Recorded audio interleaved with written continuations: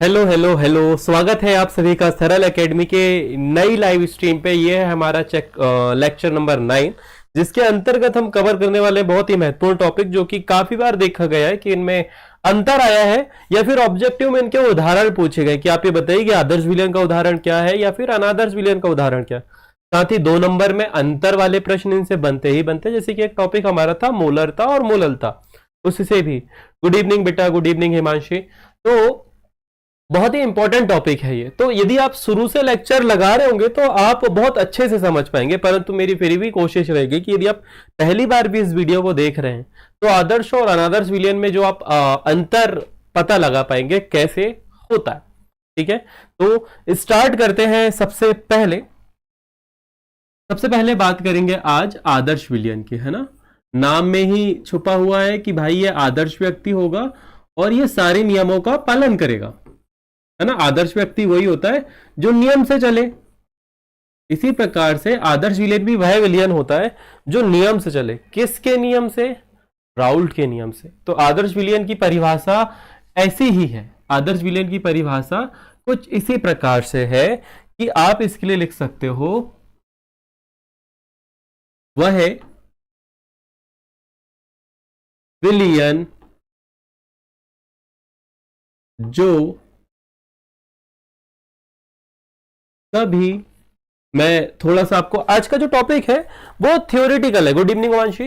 Theoretical भी होगा, साथ में हम ये भी डिस्कस करेंगे कि कैसे चित्रात्मक रूप से आप इसे समझ सकते हो। ओके, तो दोनों तरह से अपन बैलेंस बनाते हुए चलेंगे। जरा मुझे बता दीजिएगा कि आवाज वगैरह सारी चीजें ठीक है और किसी भी प्रकार का कोई भी दिक्कत नहीं है। ठीक है, वह विलयन जो सभी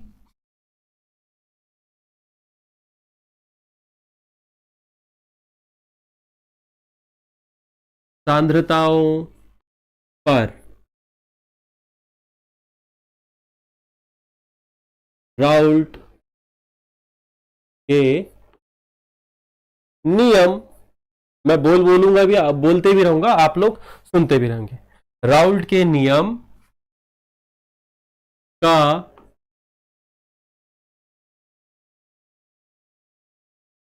पालन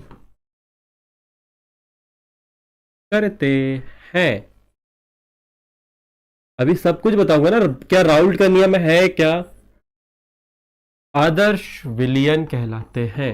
आदर्श विलयन कहलाते हैं।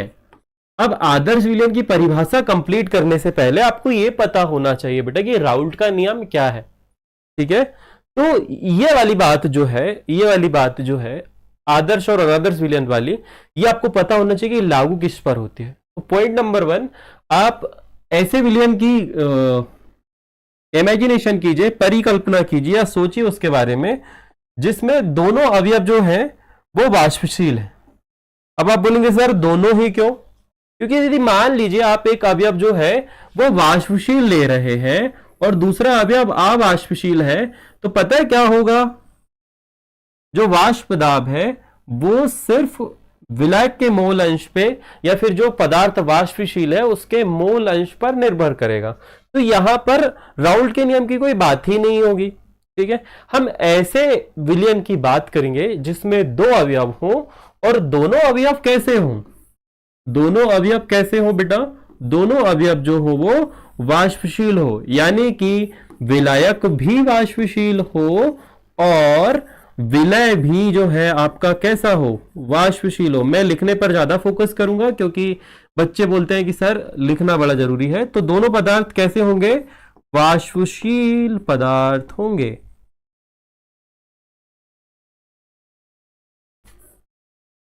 चलो बढ़िया है, तो हम सबसे पहले विलायक लेते हैं। यहां पर आप ये ले लो, आप ये समझ लो कि आपने जो विलायक लिया है, क्या ले सकते हैं आप विलायक के रूप में? चलो मैं देख लेता हूं कि हम विलायक के रूप में आज H2O नहीं लेंगे। आज जो है हम H2O नहीं लेंगे। आज हम जो लेते हैं, यहां पर लेते हैं बेंजीन। क्या लेते हैं? बेंजीन। ऐसा उदाहरण लेंगे ना जो तुम्हें काम भी पड़े। बेंजीन क्या है बेटा? वाष्पशील अवयव है एक, और इस बेंजीन में हम जो है वो मिला देते हैं क्या? टॉलुइन। अच्छा, इनका हम ऑर्गेनिक केमिस्ट्री में भी जिक्र करेंगे। बेंजीन की संरचना कुछ इस प्रकार की होती है, ये रहा आपका बेंजीन, ठीक है, और ये रहा आपका टॉलुएन। हम क्या करेंगे बेटा, इन दोनों को मिला के एक विलियन तैयार करेंगे। तो लेट्स स्टार्ट। आपका ए जो है, दिस इज बेंजीन। ये जो पीला वाला पदार्थ आपको दिख रहा है, ये है बेंजीन, ठीक है। ये आपने बेंजीन लिया, एक वाष्पशील अवयव, डन। अब इस पे आपने दूसरा पदार्थ क्या मिला है, चलो मैं दूसरे के लिए कलर चेंज कर लेता हूं। ये दूसरा पदार्थ आपने इसमें मिला है टॉलुएन। ये आपने बोल दिया कि सर ये विलायक है और टॉलुएन जो है वो विलय है, ठीक है। दोनों आपने मान लिया है, चलो बढ़िया है। आप लोगों ने मुझे बताया नहीं कि आवाज वगैरह ठीक आ रही है कि नहीं आ रही है। यदि आ रही होगी तो प्लीज रिस्पॉन्स करो कि हाँ सर सब कुछ ठीक है।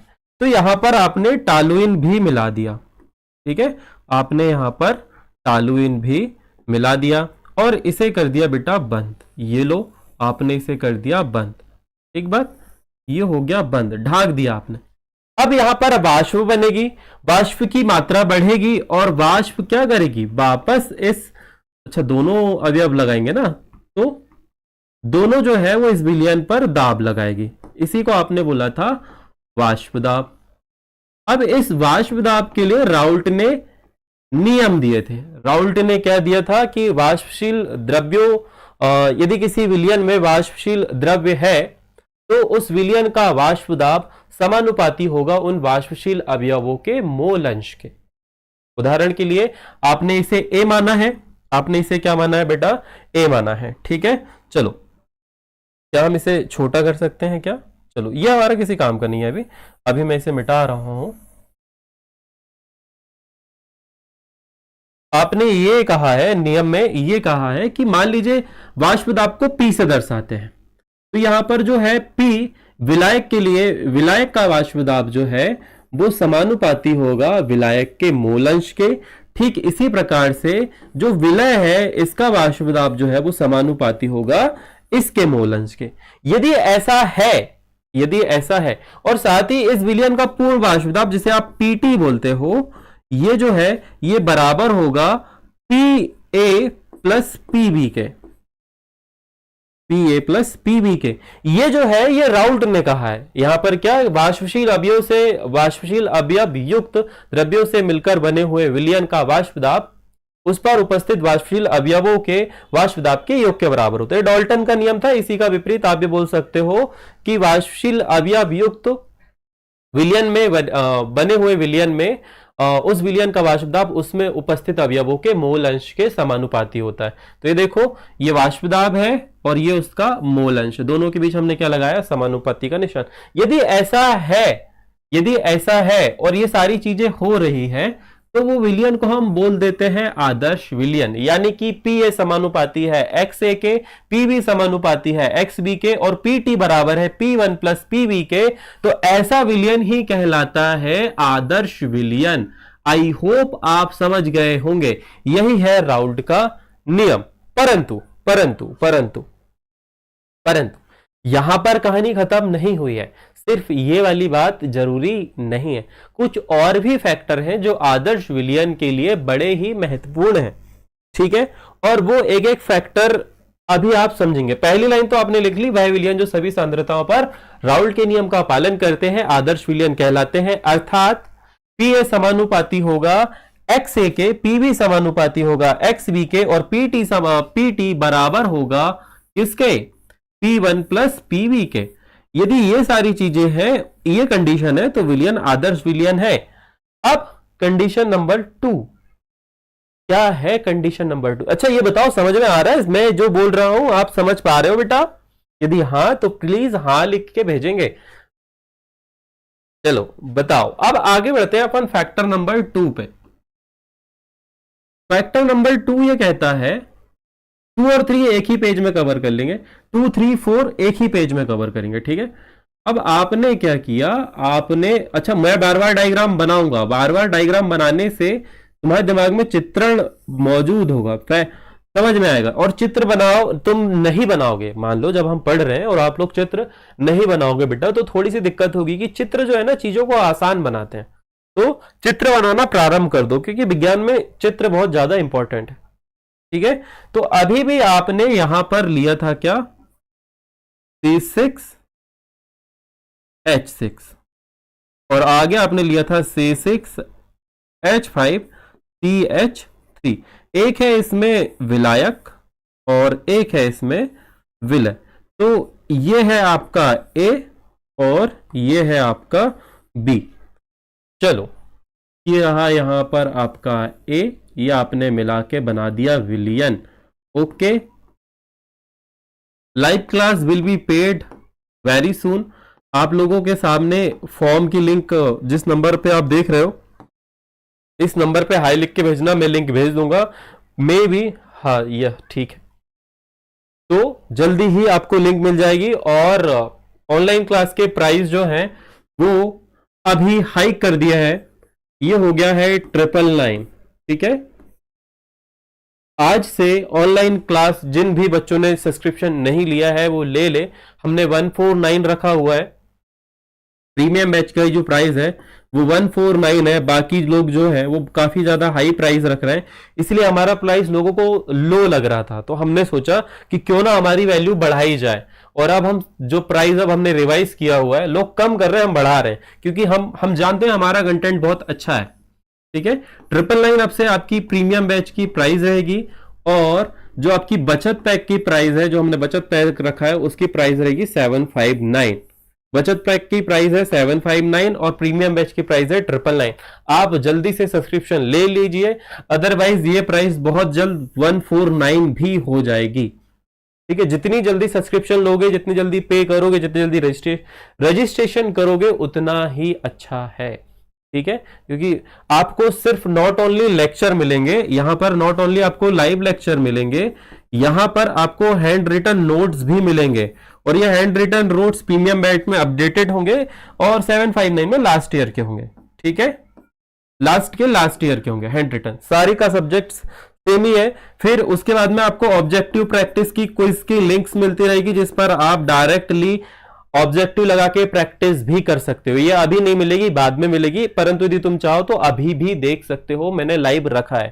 ठीक है, वो क्विज फ्री होगा। साथ में यहां पर जब लाइव लेक्चर चल रहे होंगे उस समय भी आपको पीडीएफ फाइल के माध्यम से ऑब्जेक्टिव की प्रैक्टिस करवाई जाएगी, और वो ऑब्जेक्टिव की जो पीडीएफ है वो सिर्फ प्रीमियम बैच वाले बच्चों को मिलेगी, बचत पैक वाले बच्चों को उसे पे करना पड़ेगा। ठीक है, अभी मैं तुम्हें बता दूं कि प्रीमियम वालों के लिए ऑलमोस्ट सारी चीजें फ्री रहेगी। ये ऑब्जेक्टिव है वो प्रैक्टिस कर सकते हैं, ये वाले लोग नहीं कर सकते, इन्हें वो चीजें की एक्सेस नहीं मिलेगी, वो लिंक हाइड हो जाएगी। सिमिलरली यहां पर पीडीएफ फाइल जो है ऑब्जेक्टिव की वो इन्हें मिलेगी, इनके लिए नहीं। इनके लिए जो है लाइव लेक्चर मिलेंगे, हैंड रिटन नोट्स मिलेंगे, साथ ही रिकॉर्डेड लेक्चर मिलेंगे। जैसे कि मान लीजिए कोई लेक्चर मिस हो जाता है या आप लाइव क्लास नहीं लगा पाते हैं, तो उस लेक्चर की पूरी लिंक या प्लेलिस्ट आपको साझा कर दी जाएगी। ठीक है, डन। ये था प्रमोशन, जो कि बीच बीच में जरूरी है, हमें बताना पड़ेगा, क्योंकि कुछ बच्चों ने लेने की बोला है, परंतु वो पता नहीं क्यों नहीं ले पा रहे हैं, आई डोंट नो। तो ले लीजिए बेटा, धीरे धीरे मैं प्राइस बढ़ा रहा हूं। ठीक है, आज से जो प्राइस है वो 999 हो चुके हैं। ओके, और भी एमपी में बहुत सारी कोचिंग्स हैं, वो बहुत ज्यादा चार्जेस कर रही है, तो मैंने सोचा क्यों ना हमारा प्राइस, क्या लो वैल्यू की लोग कदर नहीं करते हैं, ऐसा मुझे लगने लगा है, इस वजह से थोड़ी सी बहुत ही मिनिमम वैल्यू मैंने बढ़ाई है। चलिए अब हम बात करते हैं आगे, हम बात करते हैं सेकंड फैक्टर की। ठीक है, जब आपने अवयव ए और अवयव बी को आपस में मिलाया, जब आपने अवयव एक और अवयव दो यानी कि विलय और विलायक को मिलाया, और उससे जो विलियन बना, तो विलियन बनते समय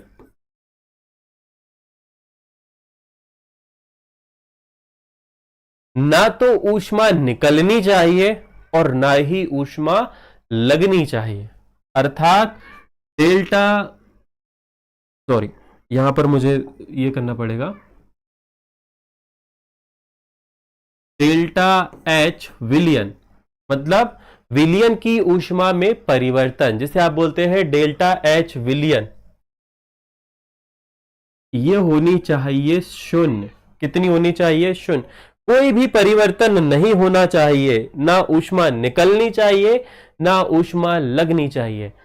ऊष्मा का उत्सर्जन या फिर ऊष्मा का अवशोषण, ऊष्मा शोषी अभिक्रिया भी नहीं बोल सकते आप, या फिर ऊष्मा क्षेपी अभिक्रिया भी नहीं होनी चाहिए। ये कितनी होनी चाहिए? 0। तो आदर्श विलयन वह है जिसमें हम जब अवयव को आपस में मिलाते हैं तो ना ही ऊष्मा का अवशोषण हो ना ही ऊष्मा का उत्सर्जन हो, अर्थात डेल्टा विलयन H बराबर जो है वो कितना होना चाहिए बेटा? शून्य होना चाहिए। ठीक इसी प्रकार से जो थर्ड पॉइंट है वो ये कहता है कि जब आप विलायक और विलय को मिलाएं, अब यहां पर मैं एक डेटा रख रहा हूं, मान लीजिए इसकी मात्रा जब आपने स्टार्टिंग पे ली थी तो इसकी मात्रा 80 ml थी। कितनी ml थी बेटा? 80 ml। ठीक इसी प्रकार विलय की जो मात्रा है वो थी 20 ml। ठीक है, जब आप इन दोनों को मिलाओगे तो यहां पर जो विलयन बनेगा उसका आयतन होगा 100 ml, है ना? ये होना चाहिए 100 ml जो है वो होना चाहिए। ठीक है, मैं एल छोटा कर दूं, 100 ml होना चाहिए और 100 ml होता है तो वेरी गुड। तो यहां पर आप लिखेंगे डेल्टा वी विलयन या डेल्टा वी भी लिख सकते हो। ठीक है, ये कैसा होना चाहिए? शून्य होना चाहिए। अर्थात जब आप विलय और विलायक को मिलाओ, ये इजी पड़ेगा। इसके बाद में अनादर्श विलयन आने वाला है जिसके अंतर्गत धनात्मक और ऋणात्मक और वहां पर लगेंगे ग्राफ। ठीक है, तो ये थोड़ा टाइम टेकिंग होगा बेटा, हम अभी इसे अच्छे से समझ लेंगे तो अनादर्श विलयन इजी पड़ेगा और उसके बाद में धनात्मक और ऋणात्मक विचलन उससे भी ज्यादा इजी पड़ेगा। बस धीरे धीरे धीरे धीरे करके तुम्हें समझना है। Okay done, let's forward. चलिए, अब यहां पर जब आपने मिलाया तो आयतन यदि 100 ml आ रहा है, मतलब दोनों का योग, विलयन के आयतन में कोई भी परिवर्तन नहीं होना चाहिए। जब आप विलय विलायक या अवयव, दो अवयवों को आपस में मिलाएं तो विलयन के आयतन में किसी भी प्रकार का कोई भी आयतन में परिवर्तन नहीं होना चाहिए, अर्थात डेल्टा वी बराबर जो है वो शून्य होना चाहिए। और यदि ऐसा होता है तो वो है आदर्श विलयन। अब आते हैं अपन पॉइंट नंबर 4 पे। पॉइंट नंबर 4 जो है वो ये कहता है, पॉइंट नंबर 4 जो है वो ये कहता है बेटा कि जैसे यहां पर बेंजीन रिंग है ना, बेंजीन रिंग को हमने क्या माना है? ए माना है। तो इसके कणों, इसके बेंजीन रिंग के काफी सारे कण होंगे, HCl में बहुत सारे कण होंगे, तो इनके मध्य ना एक आकर्षण बल होता है और ये आकर्षण के कारण ये आपस में अन्योन्य क्रियाएं करते हैं। ठीक है, इनके मध्य एक आकर्षण बल है। ठीक इसी प्रकार से जो आपके विलय होंगे उनके मध्य भी आकर्षण बल होगा, जिसे हम B' से दर्शाएंगे। बेंजीन के कण ए बोला है हमने, बेंजीन को, सॉरी विलायक को हमने ए बोला है, तो विलायक के कणों के मध्य ए जैसा संबंध होगा। ठीक है, और वही विलय के कणों के मध्य ए भी जैसा संबंध होगा। ये बेंजीन का एक कण, ये बेंजीन का दूसरा कण, दोनों के बीच आकर्षण जो है वो एक सा होगा। इसी प्रकार से विलय का एक कण, दूसरा विलय का एक कण, दोनों के बीच आकर्षण बल एक सा होगा। वहीं जब हम इन दोनों को मिला के विलयन बनाएं, इन दोनों को मिला के हम क्या करें? एक विलयन का निर्माण करें, तो यहां पर जो आकर्षण है वो A' का होना चाहिए। मतलब जैसा आकर्षण बल A' के बीच में था, जैसा आकर्षण B' के मध्य था, वैसा ही अब आकर्षण A' के मध्य होना चाहिए। मतलब विलय और विलायक के कण के मध्य भी वैसा ही आकर्षण या फिर वैसे ही अन्योन्य क्रियाएं होनी चाहिए। यदि ऐसा है तो ये आदर्श विलयन है, है। ओके, ये 4 पॉइंट है, ये बहुत बहुत बहुत ज्यादा इंपॉर्टेंट है। इसके अलावा आपसे यदि कोई पूछे कि सर इसके उदाहरण क्या है, आदर्श विलयन के उदाहरण क्या है, तो अब आप आदर्श विलयन के उदाहरण लिखेंगे। जो सबसे पहला आपके सामने लिखा है क्या? बेंजीन और टॉलुइन का मिश्रण। ठीक है, इसी प्रकार से N हेप्टेन और एन हेक्सेन का मिश्रण। ठीक है, एक उदाहरण आपने लिख लिया बेंजीन और टाइलुइन का मिश्रण, उसके बाद में एन हेप्टेन और एन हेक्सेन का मिश्रण।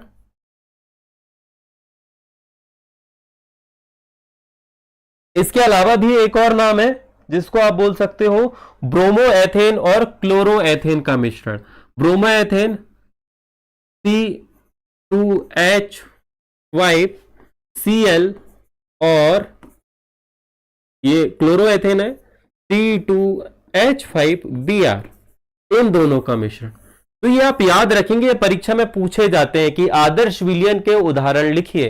तो यहां पर आप लिखेंगे बेंजीन और टॉलुइन का मिश्रण, फिर उसके बाद में आप लिखेंगे एन हेप्टेन और एन हेक्सेन का उदाहरण, और फिर आप चाहो तो लिख सकते हो क्लोरोएथेन या फिर ब्रोमोएथेन का उदाहरण। ये सारी बातें जो आपने यहां पर देखी, ये सब आदर्श विलयन का उदाहरण थी।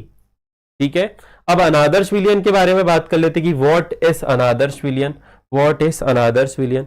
ठीक है, तो अब ध्यान से समझोगे व्हाट इज अनादर्श विलयन। तो वही पॉइंट जो आपने यहां पर क्रमशः लिखे थे पॉइंट वाइज, वैसे ही आप पूरी डिटेल के साथ लिखोगे। मैं यहां शॉर्ट पे लिखूंगा क्योंकि मुझे आपको धनात्मक और ऋणात्मक विचलन भी समझाना है ना। जल्दी से ऑर्गेनिक केमिस्ट्री भी स्टार्ट करना है क्योंकि आपके जो पेपर है उसमें ऑर्गेनिक केमिस्ट्री भी आएगी, उसमें इनऑर्गेनिक भी आएगी, उसमें जैव अणु भी आएगा। तो जितनी जल्दी जल्दी मैं सिलेबस खत्म करूंगा, तुम्हारी प्रैक्टिस उतनी जल्दी जल्दी होगी। I have to finish this batch very soon. ठीक है, then we will practice, we will revise और ऑब्जेक्टिव प्रैक्टिस, सारी चीजें होंगी ना। क्योंकि आज ही जब मैं एक बच्चे से बात कर रहा था तो बोले कोर्स पूरा कब होगा। तो बेटा कोर्स पूरा करना क्या है, कोर्स तो पूरा 1 महीने में भी हो सकता है, 6 महीने में भी हो सकता है ना।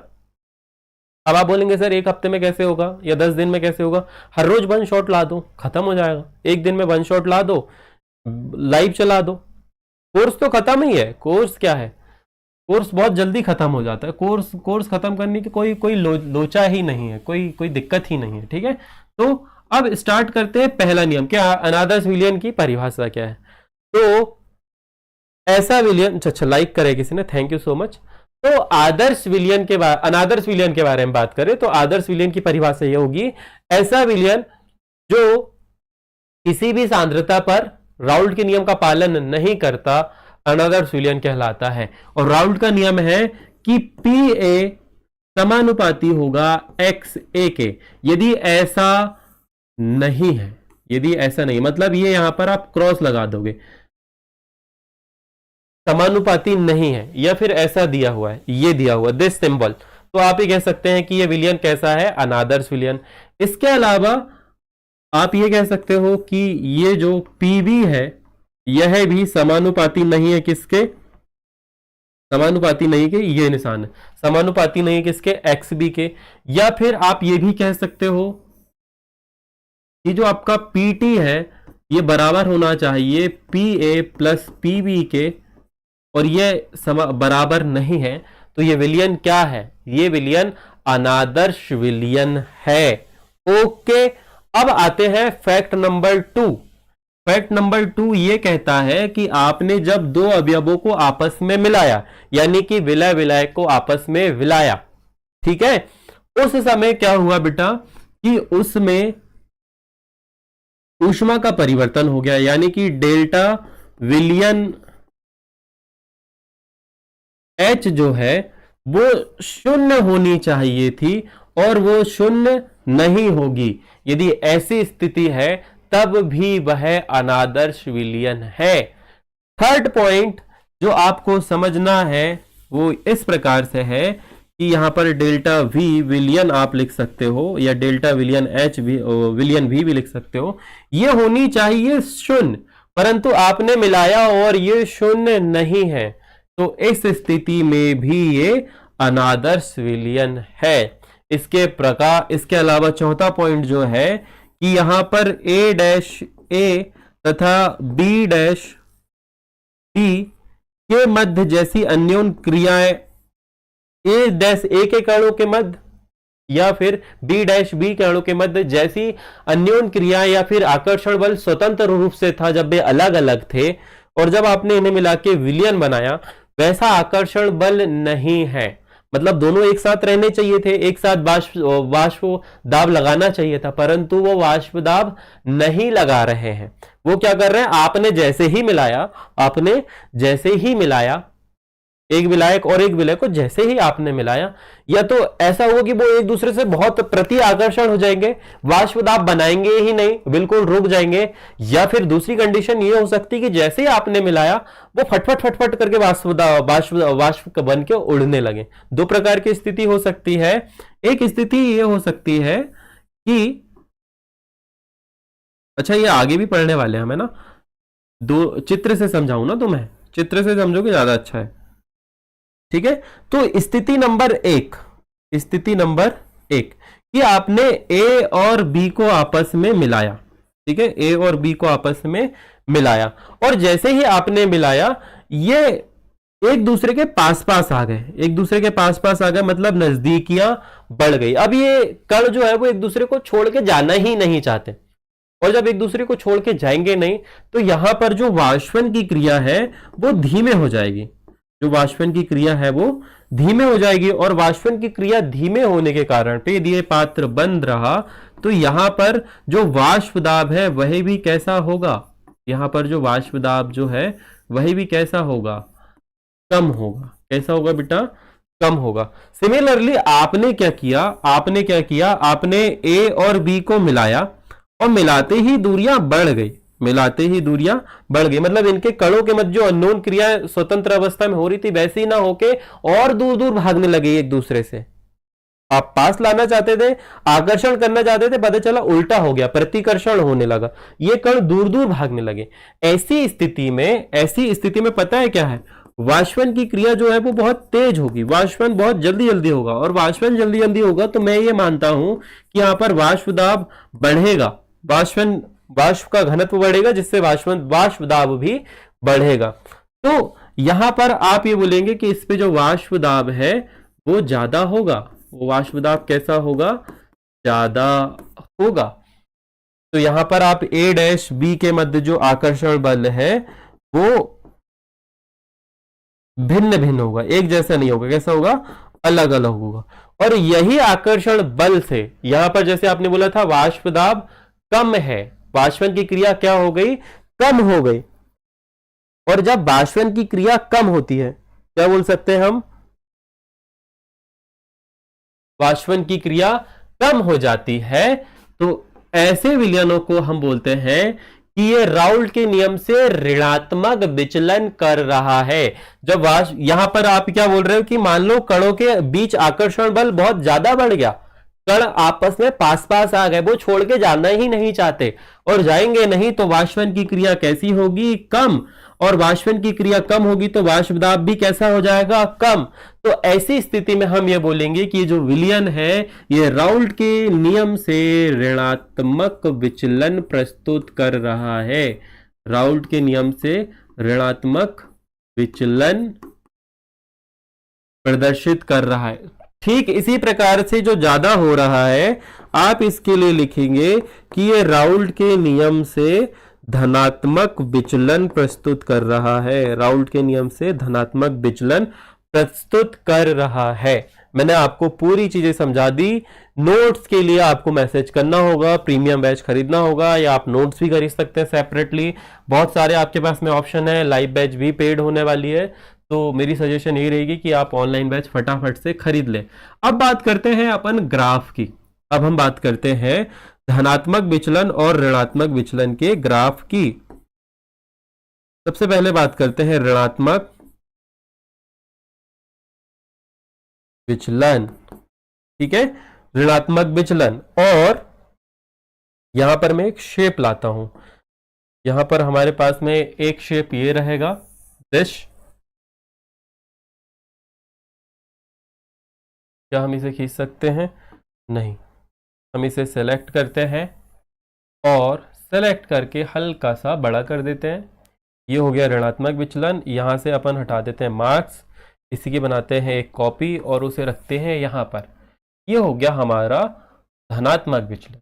यहां पर ये क्या होगा हमारा, इसके लिए हम लिखेंगे धनात्मक विचलन। क्या लिखोगे बेटा, धनात्मक विचलन। ठीक है, चलो ऐड आ गई, ऐड आ गई। चलो बढ़िया है, आई होप सो आप सभी लोग देख रहे होंगे लाइव, मुझे मेरे को सुन पा रहे होंगे, समझ पा रहे होंगे, सब कुछ आ रहा होगा। ठीक है, अब क्या होगा, अब आपको पता है यहां पर सबसे पहले आप लेते हैं x बराबर 1 और यहां x से बराबर 1 और x भी बराबर लेते हैं 0 और यहां पर आप लेते हैं x a बराबर 0 और x b बराबर 1। ठीक है, और इस स्थिति में आपको यह मालूम है कि x भी कुछ इस प्रकार से वाष्पन क्रिया कर, चलो थोड़ा सा गलती हो गई मालिक, थोड़ा सा गलती हो गया, यहां पर इसे ऐसे ले जाओगे और ये वाले को आप ऐसे ले जाओगे यहां पर। अच्छा, मेरे से एक गलती और हो गई, हम क्या करते हैं, हम इसे मिटा देते हैं ना, इसे मिटाओ भी यहां से। अब ये ऐसा होना चाहिए, यहां पर आप लिखोगे, यहां पर आप लिखोगे पी नॉट ए, यहां पर आप लिखोगे पी नॉट बी। ठीक है, ये ऐसा होना चाहिए। अब जरा इसे सेलेक्ट कर लिया जाए, यहां से इतना अपने काम का है, इसकी कर लो कॉपी और इसे बना लो यहां पर। ठीक है, ये हो गया अपना दोनों चित्र कंप्लीट। अब ये ऐसे होने चाहिए। अच्छा, एक और चीज रह गई है, वो एक चीज ये है, क्या हमारे पास टूल बॉक्स में रूलर है? Yes, we have ruler. कौन सी वाली लें? ये वाली लेते हैं। ठीक, ये यहाँ पर चली गई। देखो कितने सारे ऑप्शन तो हैं इसमें, हम यूज़ ही नहीं करते, हम यूज़ नहीं करते। बताओ, तो थोड़ा सा बड़ा किया जा सकता है क्या? चलो बढ़िया, पहली बार यूज़ कर रहे हैं हम इतना बोर्ड का, है ना, नॉर्मली इतना बोर्ड का यूज़ नहीं किया जाता। चलो बढ़िया है। अब अपन पढ़ते हैं यहाँ से एक स्केल, बिल्कुल सीधी लाइन। क्या बात है, क्या बात है, क्या बात है। ठीक है, देन ठीक इसी प्रकार से इस स्केल को अपन यहां पर रखते हैं और यहां पर से भी एक लाइन पाड़ देते हैं बिल्कुल सीधी। ठीक है, ये ऐसी होनी चाहिए। अब इसे अपन हटा देते हैं। Very good, very good sir, ये लाइन अपनी बन गई। मैं चैट देख पा रहा हूं, एक्चुअली मैं चैट देख रहा हूं ना, तो मुझे दिख नहीं रही है कितने लोग देख रहे हैं, जरा फटाफट से बता दो, है ना। अब ये ऋणात्मक विचलन प्रस्तुत कर रहे हैं, तो पता है क्या होगा, ऐसी स्थिति में जो कण दूर दूर रहने, मतलब एक जैसे रहने चाहिए थे, आकर्षण में पास पास आ गए। पास पास होने से क्या हुआ पता है, ये ग्राफ जो है आदर्श विलयन में इस प्रकार से होता है, आदर्श विलयन में इस प्रकार से होता है, परंतु जब आपने दो अवयवों को मिलाया तो उनके वाष्पन की क्रिया कुछ इस प्रकार से हो गई, ऐसी हो गई, और ये वाला जो सीधा जाना चाहिए था रेखा, यह भी सीधी नहीं गई, ये भी क्या हो गई, कुछ इस प्रकार से गिर गई। अब जब ये सीधी लाइन है, ये सीधी लाइन है, तो ये भी सीधा है। अब ये कैसी हो गई, ये दोनों लाइन कर्व हो गई। अब ये दोनों लाइन जब कर्व होगी तो यहां पर ये वाली लाइन भी अपने आप कर्व हो जाएगी, ये वाली लाइन भी अपने आप कैसी हो जाएगी बेटा, कर्व हो जाएगी। यदि ऐसा है, यदि ऐसा, ये जो है ये राउल्ट के नियम से ऋणात्मक विचलन प्रस्तुत करने वाला ग्राफ है। आदर्श विलयन में सरल रेखा वाला ग्राफ होता है, जितने मूल अंश बढ़ाओगे वाष्पदाब भी उतना ही बढ़ेगा। दोनों के वाष्पदाब का योग ही, दोनों अवयवों के आंशिक दाब वाष्पदाब का योग ही पूर्ण वाष्पदाब होगा, है ना। ये वाली लाइन जो है इसे दर्शाती है पी टी। चलो यहां पर आप लिख सकते हो पी टी बराबर होगा पी ए प्लस पीबी के, ये लाइन इसी को दर्शाती है, परंतु ये लाइन सीधी होती है, ये लाइन सीधी नहीं है। क्योंकि क्यों नहीं है सीधी, क्योंकि यहां पर इन दोनों के अवयवों को जब आपने आपस में मिलाया तो वो जुड़ गए, उनके बीच एक अस्थायी आबंध निर्मित हो गया, जिसे हम हाइड्रोजन आबंध बोलेंगे। आगे हम कुछ उदाहरण भी समझेंगे इसका। ये किस किस में होता है बेटा, ये उन चीजों में होता है जिसमें हाइड्रोजन आबंध बनने की संभावनाएं थोड़ी ज्यादा होती हैं। ठीक है, खुल जा सेम सेम, खुल गया। तो अब हम इसे समझेंगे। ठीक इसी प्रकार से यहां पर दो अवयव थे। पहला अवयव आपको एल्कोहल मान लेना है, एथिल एल्कोहल। वो नॉर्मली जब अकेला होता है तो ऐसे ग्राफ दिखाता है सीधे, ठीक है, तो वो ऐसा था। अब आपने उसको मिला के विलियन बना दिया। आपने क्या किया, विलियन बना दिया, और यहां पर आपने इसमें मिला दिया एसीटोन यानी कि कीटोन। कीटोन ऑलरेडी वाष्पशील द्रव्य होता है जिससे नेल पॉलिश छुटाया जाता है, तुम छुटाते हो वो उड़ जाता है। ठीक इसी प्रकार भी एथेनॉल भी उड़ जाता है। तो दोनों चीजें जो है वो वाष्पीकृत होती है जल्दी जल्दी। नॉर्मली स्वतंत्र अवस्था में धीरे होते हैं, ठीक है, परंतु आपने क्या किया, इन्हें आपस में मिलाया तो इनके वाष्पन की क्रिया और तेज हो गई। ये कर्व जो लाइन में सीधी होती थी, सरल रेखा में होती थी, वो उठ गई, यहां पर झुक गई थी, यहां पर उठ गई। तो ये सीधी रेखा भी कैसी होगी बेटा, उठ जाएगी। और ये जो है राउल्ट के नियम से धनात्मक विचलन है। अर्थात जब आपने दो अवयवों को आपस में मिलाया और आपस में मिलाते ही उनके वाष्प दाब में वृद्धि हो गई, ऐसे विलयन राउल्ट के नियम से धनात्मक विचलन प्रस्तुत करने वाले विलयन कहलाते हैं। I hope I am clear और you also understand the thing कि व्हाट इज आइडल विलयन, आइडल सॉल्यूशन और what is non ideal solution. ठीक है, इंग्लिश मीडियम में भी जल्दी ही हम प्रवेश कर जाएंगे। ओके, ऐसा वी आर प्लानिंग। नेक्स्ट है sir please tell us the examples. तो अपन एग्जांपल्स पे भी बात कर लेते हैं कि व्हाट इज एग्जांपल और धनात्मक विचलन और ऋणात्मक विचलन। ठीक है, तो सबसे पहले बात करते हैं अपन धनात्मक विचलन के प्रति कि धनात्मक विचलन कौन कौन होते हैं। तो धनात्मक विचलन में मैंने अभी आपको बताया था कि धनात्मक विचलन जो है वो acetone plus ethyl alcohol, ethyl alcohol, इन दोनों का मिश्रण जो है वो धनात्मक विचलन प्रस्तुत करता है। ठीक इसी प्रकार से एसीटोन और कार्बन डाइसल्फाइड यानी कि CH2 का मिश्रण भी जो है वो धनात्मक विचलन प्रस्तुत करता है। अब आप बोलेंगे सर ऋणात्मक विचलन कौन प्रस्तुत करता है, तो ऋणात्मक विचलन के लिए भी लिख लो बेटा। ये इंपॉर्टेंट चीजें हैं जो आपको परीक्षा में पूछी जाएंगी, मैं लिख के दे सकता हूं। ये आप अभी 3 से 4 एग्जाम पेपर दोगे, तिमाही, छमाही, प्री बोर्ड और एनुअल, कहीं ना कहीं ये आएगा। और यहां नहीं आए तो PNST के एग्जाम या नीट के एग्जाम पे आने वाली चीजें तो ये है ही। ठीक है, आधे घंटे हो चुके हैं पढ़ाते हुए सर को। ठीक है madam, you are ready for biology. हमने बिल्कुल क्लास को बिल्कुल सीरियसली लेना शुरू कर दिया है, तो मैं ऐसी आशा रखता हूं कि आप भी बिल्कुल सीरियस हो जाएंगे भाई साहब।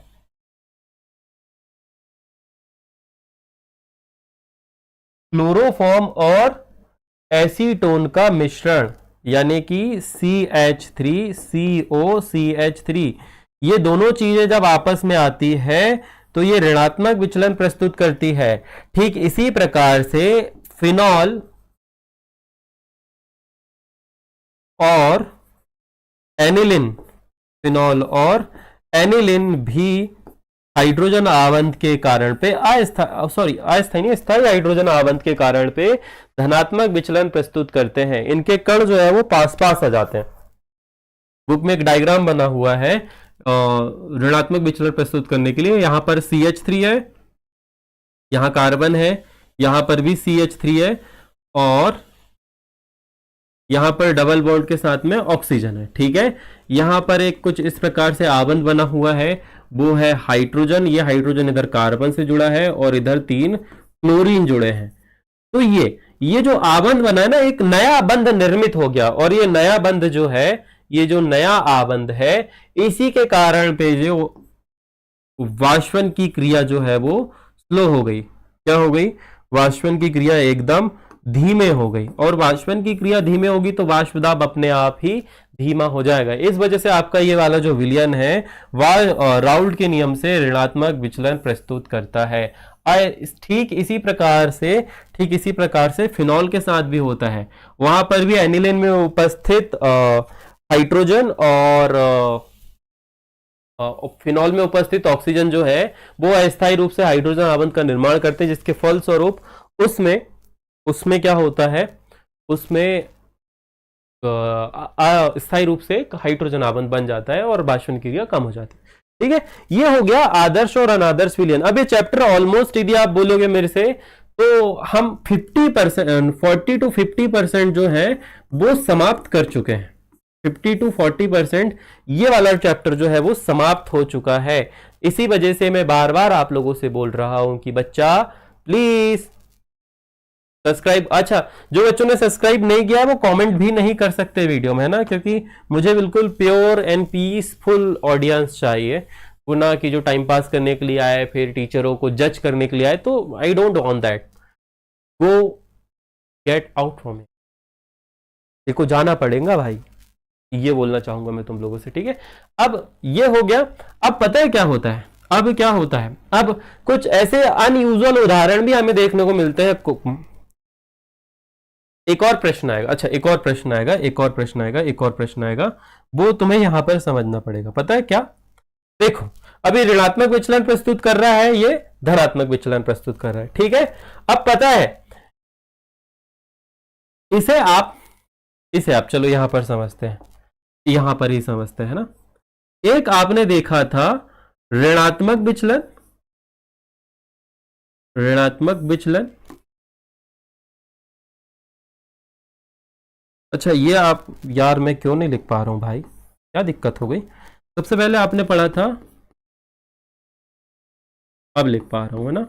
यहां पर आपने पढ़ा था ऋणात्मक विचलन और आपने एक पढ़ा था धनात्मक विचलन, आपने एक पढ़ा था धनात्मक विचलन, है ना। ये दोनों चीजें आपने पढ़ी है, वेरी गुड, बढ़िया। अब ऋणात्मक विचलन में क्या होता है बेटा, वाष्पन की क्रिया बिल्कुल एकदम से कम हो जाती है।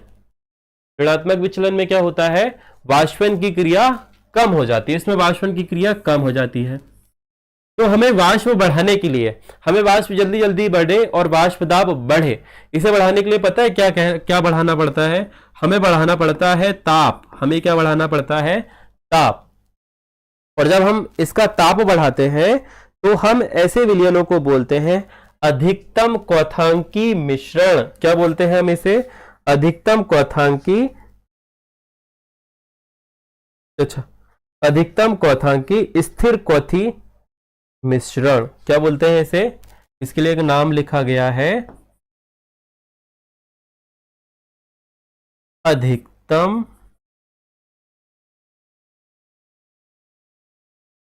क्वथांकी स्थिर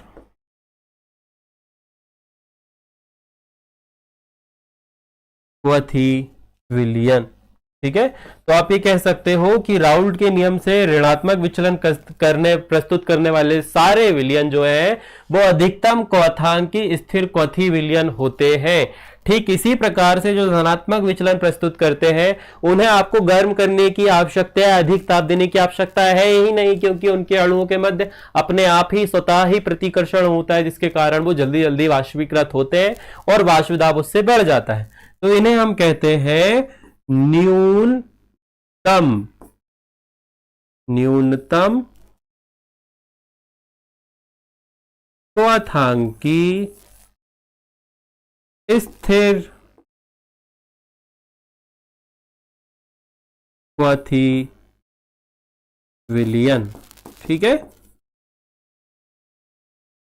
आज सर ने तुम लोगों को थका डाला, मगर 12वीं है, पढ़ना तो पड़ेगा ही, सारी चीजें इंपॉर्टेंट है, एक एक लाइन में तुम्हें समझाना बहुत ज्यादा जरूरी है। चलो अब इन्हें उठा के जरा मैं ऊपर फेंक दूं, यहां पर ये जगह घेर रहे हैं, इसे हम यहां पर रखते हैं, इसे मैं सेलेक्ट करता हूं ऐसे और इसे उड़ा देता हूं, उड़ा दो इसे भी उड़ा दो।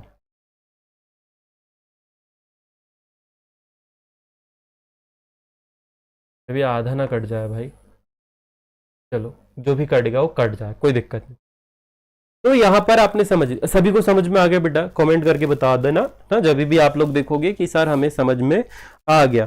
ठीक है, धनात्मक विचलन करने वाले न्यूनतम क्वथांकीय होते हैं, ऋणात्मक विचलन करने वाले अधिकतम क्वथांकीय। ठीक है, अब पता है हम कुछ ऐसा करें कि एक ऐसा विलयन बनाए जिसमें दोनों अवयव, पहले तो आपने उबाला, जल्दी जल्दी उबल गए, एक खत्म हो गया, एक की मात्रा कम बची है। उदाहरण इसका यह है कि एक पात्र में आपने अल्कोहल ले लिया। क्या ले लिया? एथिल अल्कोहल ले लिया। ठीक है, एथिल अल्कोहल, इसकी मात्रा आप रखें 95%। कितनी रखें बेटा? 95%। द्रव्यमान प्रतिशत आपने समझा है। और आप रखें H2O कितना रहेगा बेटा?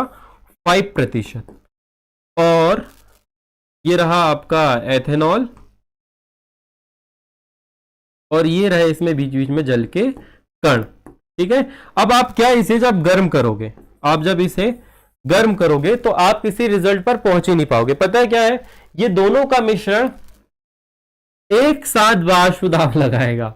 ठीक है, चूंकि इसकी मात्रा ज्यादा है, इसकी मात्रा कम है, ये जल्दी जल्दी वाष्पीकृत होगा, इसकी मात्रा भी कम है, तो ये भी जल्दी जल्दी एक समान स्पीड से, एक जैसी गति से ये दोनों वाष्पन की क्रिया करेंगे और एक समान मात्रा में वाष्प दाब लगाएंगे। या आप ये कहेंगे कि जब आप इन्हें गर्म करोगे तो ये एक साथ उबलेंगे, एक साथ बॉयल होंगे।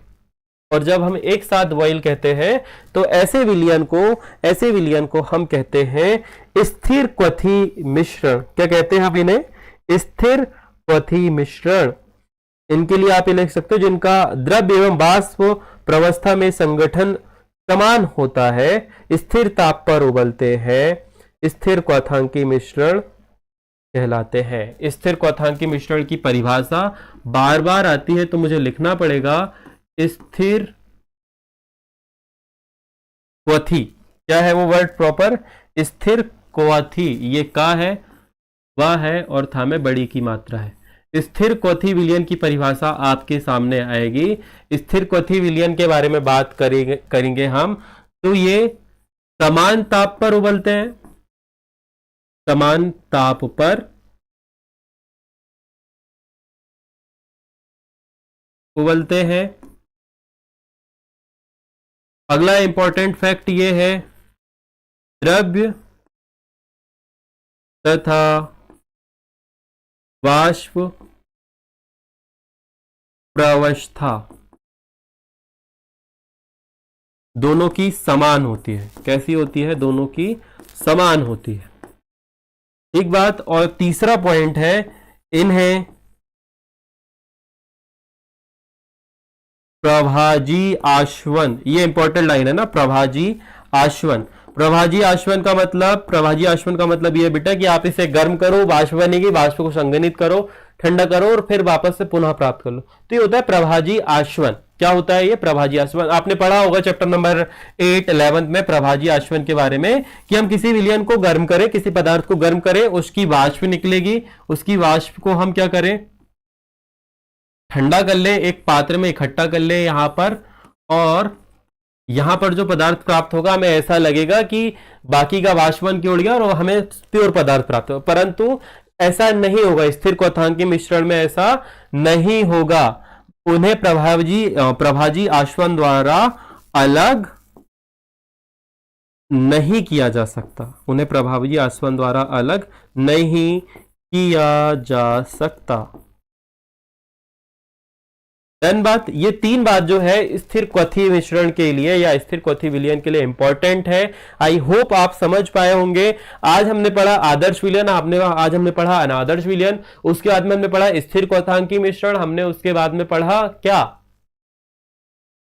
उसके बाद में हमने पढ़ा आदर्श राउल्ट के नियम से धनात्मक विचलन, राउल्ट के नियम से ऋणात्मक विचलन। उसके बाद में हमने क्या पढ़ा बेटा? स्थिर क्वथांकी मिश्रण। हमने सभी के उदाहरण देख लिए। इस पर्टिकुलर टॉपिक से इस पूरे चैप्टर का यदि मैं समावेश करूं तो 3 नंबर के प्रश्न तो बन सकते हैं, इसकी संभावना थोड़ी ज्यादा होती है।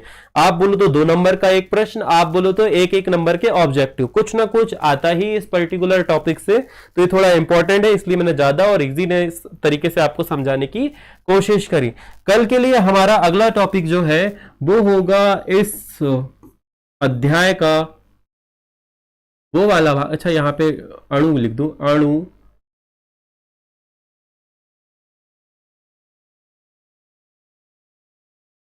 कल का जो हमारा टॉपिक होगा वो होगा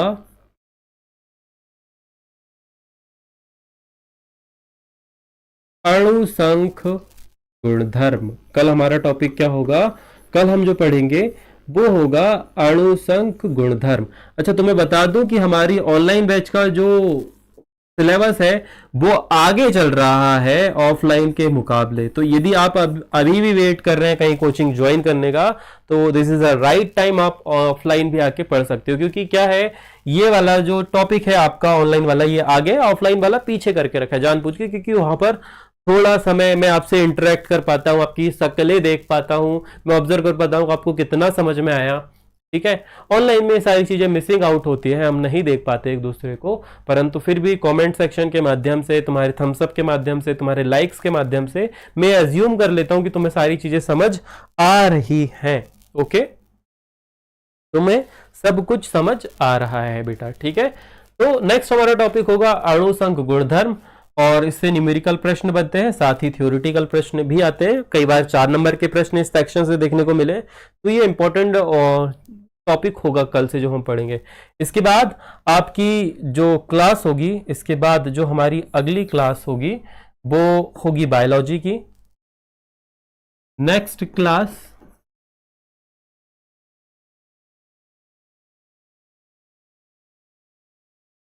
बायोलॉजी